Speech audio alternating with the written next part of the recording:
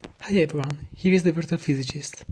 Today we're going to look at what is an infinite square well and how quantum particles behave in it. Basically, the infinite square well is just a well which has infinite high walls. We can represent the potential in this way. V equals 0 between 0 and A and infinite elsewhere. I have now to introduce a few things before going on.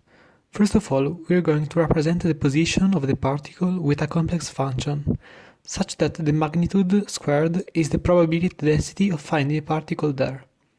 Therefore, to know what's the probability of finding the particle in some region x and x plus c, you have to calculate the integral of the squared magnitude times dx from x to x plus c. Then the Schrodinger equation, which goes like this.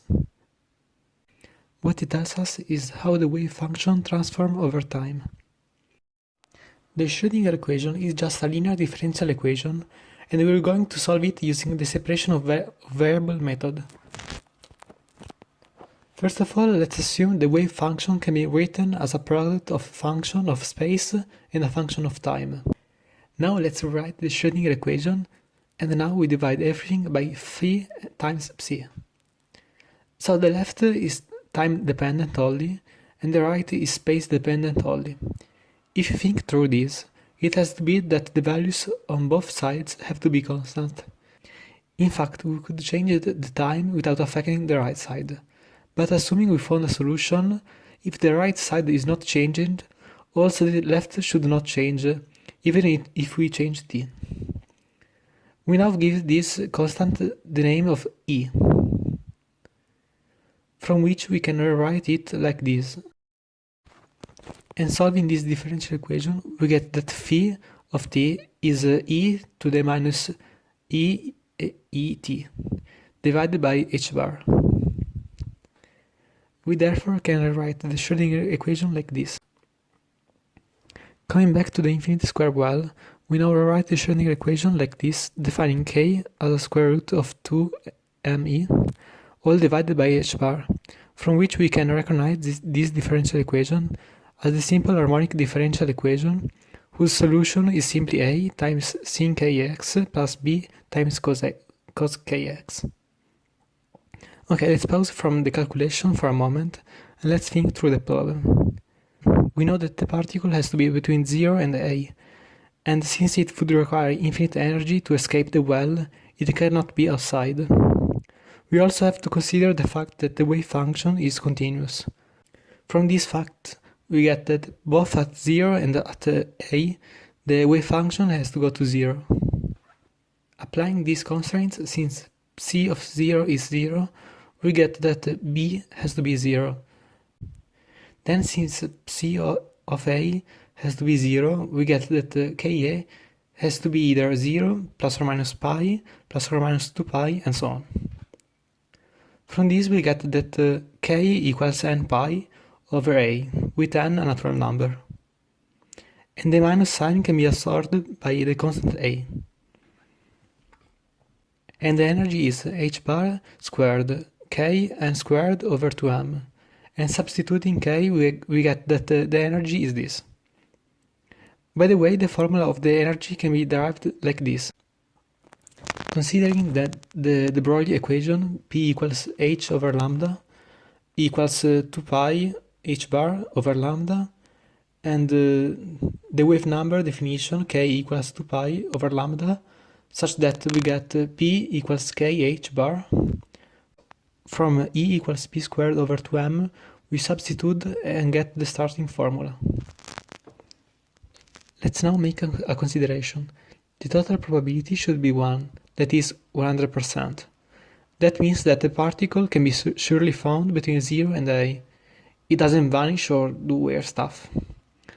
Therefore, we have that the integral from 0 to a of a squared sin squared of kx dx must be 1. From this, we get that the value of a is the square root of 2 over a.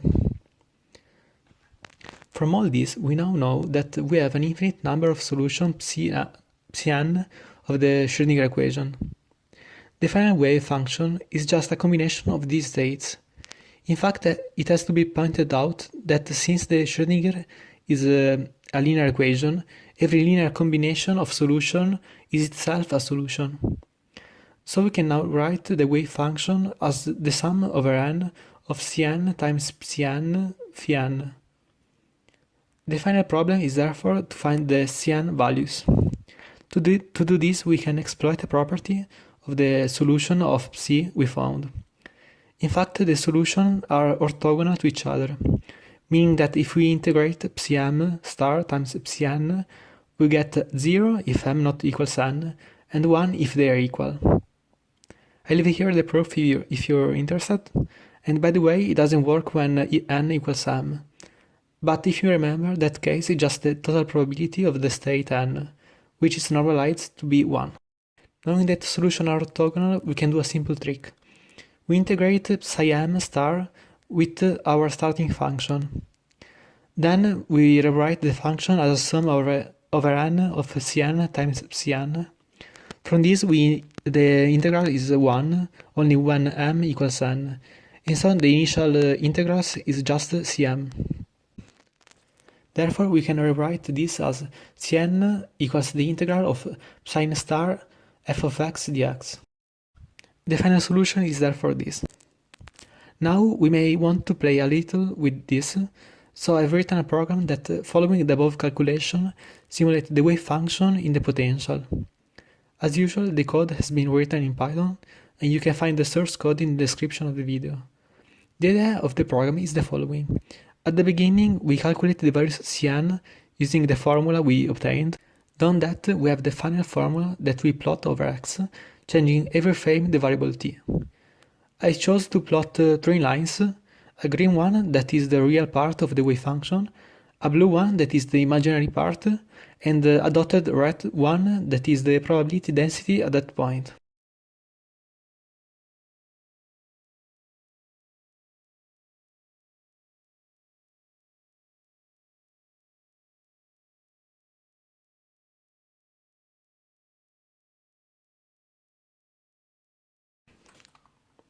Hope you enjoyed and see you in the next video.